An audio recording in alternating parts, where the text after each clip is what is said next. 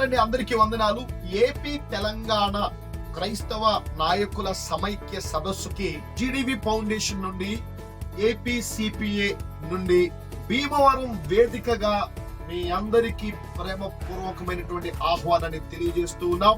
April 15వ తారీఖున 2 రాష్ట్రాల క్రైస్తవ నాయకులతో అద్భుతమైనటువంటి సమావేశం జరగబోతా ఉంది. ఈ సమావేశానికి మిమ్మల్ని అందరినీ కూడా ప్రేమతో ఆహ్వానిస్తూ ఉన్నాం. తెలుగు రాష్ట్రాల్లో ఉన్నటువంటి అతిరథ మహారథులు క్రైస్తవ నాయకులు ఈ యొక్క కార్యక్రమంలో పార్టిసిపేట్ చేయబోతా ఉన్నారు. ముఖ్యంగా క్రైస్తవ హక్కుల పోరాట సమితి నాయకుడు జయకాంత్ గారు కర్నూలు నుండి మన మధ్యలోకి రాబోతున్నారు. తెలంగాణ నుండి సిఎండిఎఫ్ వ్యవస్థాపకులు అజయ్ బాబు గారు వారి యొక్క టీమ్ తో మన మధ్యలోకి రాబోతూ ఉన్నారు. మచిలీపట్నం నుండి ఐపీసీ కరుణ కుమార్ గారు వారి యొక్క టీమ్ తో మన మధ్యలోకి రాబోతూ ఉన్నారు. విశాఖపట్నం నుండి ఓబీసీసీ అధ్యక్షులు హనీ జాన్సన్ గారు వారి టీమ్ తో రాబోతూ ఉన్నారు. అదే విధంగా AICF all India Christian federation అధ్యక్షులు వారి యొక్క టీమ్ తో మన మధ్యలోకి రాబోతూ ఉన్నారు.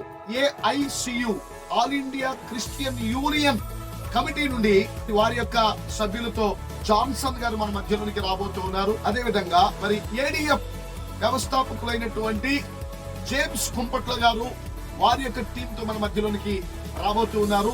అదే విధంగా ఏపీ పాస్టర్స్ జేఏసీ నుండి ప్రకాశం జిల్లా నాయకులు కలకోటి బాబురావు గారు వారి యొక్క టీముతో మన మధ్యలోకి వస్తున్నారు. తిరుపతి జిల్లా నుండి క్రిస్టియన్ రైట్స్ వ్యవస్థాపకులైనటువంటి కె సుందరరాజు గారు వారి యొక్క టీమ్ తో మన మధ్యలోకి రాబోతూ ఉన్నారు. కడప జేఏసీ నుండి నంద్యాల జేఏసీ సభ్యులు, గుంటూరు జేఏసీ సభ్యులు, అంతేకాకుండా వివిధ ప్రాంతాల నుండి క్రైస్తవ ఉద్యమ స్ఫూర్తితో పనిచేసేటటువంటి నాయకులు, రాష్ట్ర వ్యాప్తంగా ఉన్నటువంటి క్రైస్తవ్యం పక్షంగా పోషిస్తున్నటువంటి నాయకులు మన మధ్యలోనికి రాబోతూ ఉన్నారు. కాబట్టి ఇంకా విస్తృతమైనటువంటి కార్యాచరణ ఏప్రిల్ 15 లోపు ఆ విషయాన్ని మేము తెలియజేయబోతూ ఉన్నాము.